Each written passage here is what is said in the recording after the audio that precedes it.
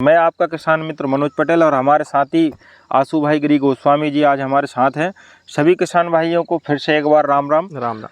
किसान साथियों, आज मैं बात करने वाला हूं मूंग की वैरायटी जो कि किसानों के बीच बहुत ज़्यादा चर्चा का विषय बनी हुई है और उसके बीज के लिए किसान भाई काफ़ी परेशान भी हो रहे हैं। तो हम बात करने वाले आज है पूसा की 1431 वैरायटी के बारे में, जो कि किसानों के बीच एवरेज के लिए और रोगों के लिए, जैसे उसमें पीला मोजेक वायरस नहीं आता है, इसके लिए वह प्रतिरोधक क्षमता है उसमें, इसीलिए किसान साथी हमारे उसके पीछे लगे हुए हैं कि उसका कहीं से बीज प्राप्त हो जाए। तो किसान साथियों, आज हम इसी की बात करने वाले हैं जो पूसा 1431 मूंग की वैरायटी है। तो किसान साथियों, अगर कोई भी हम वैरायटी की बात करें, वैरायटी सभी अच्छी होती हैं, कोई वैरायटी ख़राब नहीं है, लेकिन आपका खेती करने का जो तरीका है वो किस पर डिपेंड करता है। आप कितनी भी अच्छी से अच्छी वैरायटी लगा लेंगे, लेकिन आपका तरीका सही नहीं है, आपका प्रबंधन सही नहीं है, आपका दवा डालना सिंचाई करने का तरीका नहीं है सही, तो आप कोई भी वैरायटी से आप अच्छा उत्पादन प्राप्त नहीं कर सकते हैं। तो अच्छे उत्पादन प्राप्त करने के लिए सबसे पहले हम जानते हैं कुछ ऐसी बातें, फिर हम बात करेंगे पूसा 1431 के बारे में। किसान साथियों, सबसे पहले अगर मैं बात करूं तो हमें मूंग की बुआई के लिए सबसे पहले हमारे खेत को समतल करना चाहिए। समतल करने से मतलब है बखरनी करके उस पर अच्छा भारी पट्टा लगाना चाहिए, जिससे कि वह समतल हो जाए और जो हमारी खेत में दरार बनी हुई है वो दरारें बंद हो जाए, जिससे दाना हमारा दरार में नहीं जाएगा। दूसरी बात किसान साथियों, बीज को सही तरीके से ट्रीटमेंट करना चाहिए, मतलब हमें अच्छी तरीके से उसका बीज उपचार और अच्छे जो प्रोडक्ट हैं उनसे करना चाहिए। वैसे आमतौर पर हम कार्बनडाजिम मैंकोजेब से इसका बीज उपचार करते हैं, लेकिन जैसे कि अगर मैं बताऊं तो सॉइल का कैस्केड और भी गाउचो बायर की जो अच्छे बीज उपचार करने के लिए कीटनाशक दवाइयां हैं, रसायन हैं, उनसे हमें इनका उपचार करना चाहिए, जिससे कि हमारी जो फसल है वो शुरुआत से ही ताकतवर रहे, मजबूत रहे।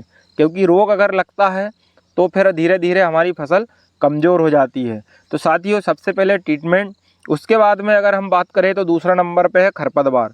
अगर कोई भी फसल हो, किसी प्रकार की फसल हो, अगर उसमें खरपतवार होता है तो हमारी फसल जो है सही तरीके से ग्रोथ नहीं कर पाती है, क्योंकि शुरू से ही वो कमज़ोर होने लगती है।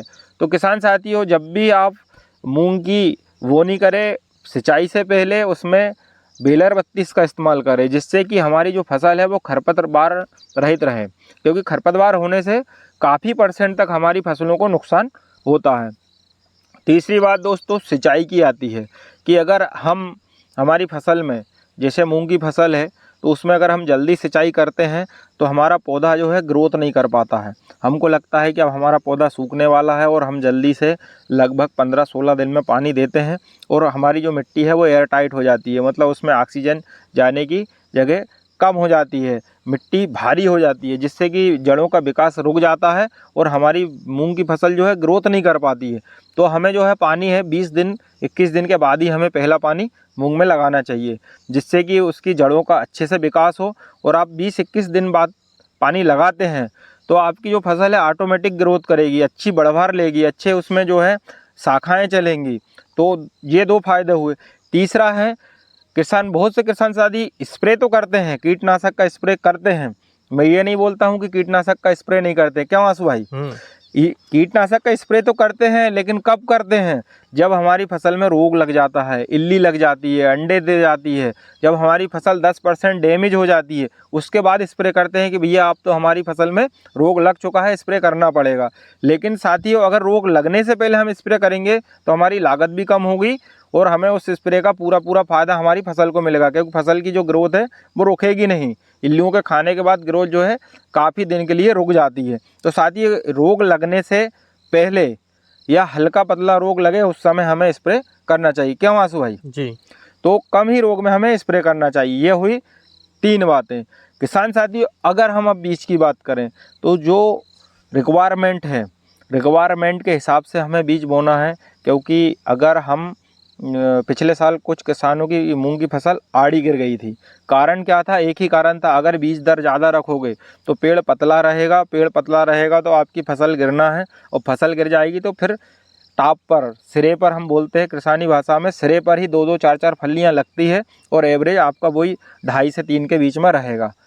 तो किसान साथियों, बीज दर भी हमें कम से कम रखना है। कम से मतलब इतना भी नहीं कि आप इतना कम डालें खेत कारा रह जाए।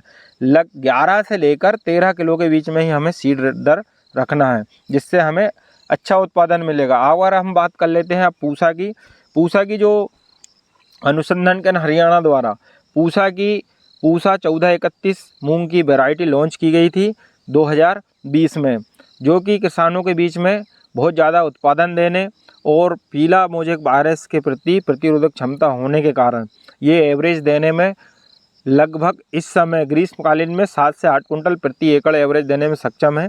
इसलिए किसान भाइयों, अगर आपके पास इस प्रकार का बीज उपलब्ध हो तो आप इसको प्रैक्टिकल के तौर पर बोकर देख सकते हैं। अच्छा बीज है, लेकिन बीज कोई भी हो, मैं फिर से एक बात कहूँगा कि उसका